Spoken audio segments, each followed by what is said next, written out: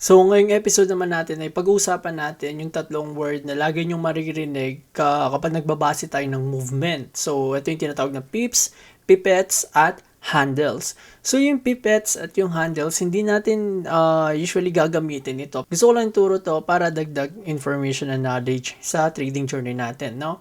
So, unang-una is yung pips. Ito yung pinakamahalagang term na gagamitin natin when it comes to measuring our price movement. So, ibig sabihin ng pip is percentage in point or price interest point. So, ito yung pinaka-standard unit ng measurement sa pagbabago ng price ng forex market. So, hindi lang sa forex market, meron din sa crypto and other stocks, no? Pero most of time, sa forex natin to ginagamit. Gawa ng, ang paggalaw kasi ng forex market mga lodi cakes, hindi siya tulad nila Bitcoin or stocks na from, for example, 400 magiging 450 mamaya. No, dito sa forex mga lodi cakes, gumagalaw ito by cents. So, for example, kung ang price natin ngayon is 1.00, no? Ito yung price ng euro natin, kunwari.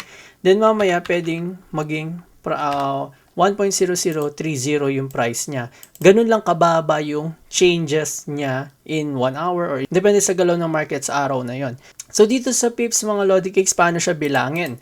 Usually, ito yung nasa pinakapang-apat, no? Pinakapang-apat na pwesto sa forex market. So, for example, kung yung Euro USD natin is, sabihin natin 1.00, tulad ng kanina, tapos, naging, sabihin natin, ang price niya ngayon is 1.0030.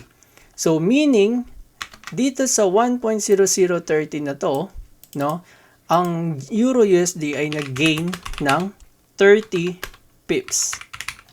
No? So, napansin nyo yun, from 000 naging 0030. So, 30 pips yung gain niya. Kung sabihin natin, from 130, no, 1.0030, nag-gain siya, sabihin natin, ng, sabihin natin, 1.0100. So, naging 100 siya. So, ilang pips ang kinita natin dito? Alam nyo.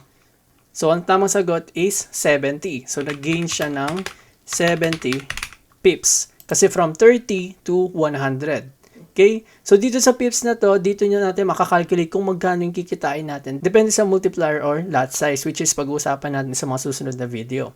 Okay? So, ganyan yung pagbibilang ng pips. Same thing din pag bumaba, no? Kung sabihin natin from 1.0100, bumaba siya ng 1. Sabihin natin 0001. Tama yan, 1.001. Wait. So, ilan yung binaba niyang pips? So, kung sinabi nyo is 69, mali yun, no? Hindi yung tamang sagot. So, tumama siya, yung tamang sagot is 99 pips. So, bumaba siya ng 99 pips from 100. So, yan yung pagkakalculate ng pips natin. Tandaan nyo paano gamitin to kasi magagamit natin yan in the future. Ang pipettes naman mga lodi cakes, ito yung pinaka-smaller unit ng ating price movements, pag-measure ng price movement sa market. So kung yung pips ay dito magsisimula, no? Then yung pipette is yung katabi niya. So kung yung 1.000 kanina ng Euro USD, ang katabi niya is 1, tapos sabihin natin naging ano siya 1.00 o 10, ayan. So, itong part na to, ayan. Kung nakita nyo, from 1.0001, nag-gain siya ng 1.001.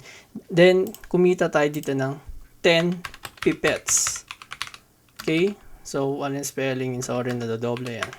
Pipettes. So, dito sa taas na to, 10 pipettes yung kinita natin. Pero, hindi natin ginagamit yung pipettes dito, mga lodi cakes. At yung pinaka-volatile price na kung saan gumagalaw to like 6, naging 10, naging 9. As in, sobrang bilis ng palit niya kasi ito yung pinaka-smaller fractional unit ng measurement natin.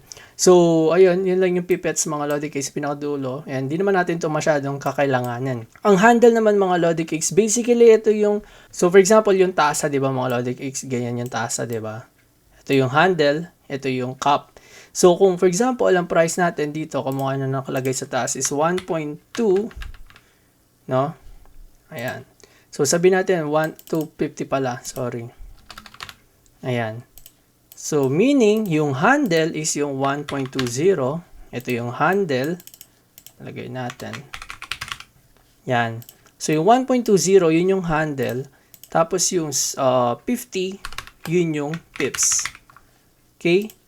So, usually ginagamit yung handles sa mga stock market, no? Pero hindi natin to masyadong ginagamit din kasi yung handle is para siyang pang malakihang change, no? So for example, in 1 week, yung sabi natin Euro USD is lumaki ng 40 handles or 100 handle. So, ganun nagwo-work yung handle mga Lodi Cakes, and hindi naman natin din ito masyadong pag-uusapan kasi most likely ano lang to for the record or for the statistics lang. So, magpo-focus tayo dito sa pips. So, practicing nyo lang paano magbilang ng pips kasi kakailanganin nyo to in the future.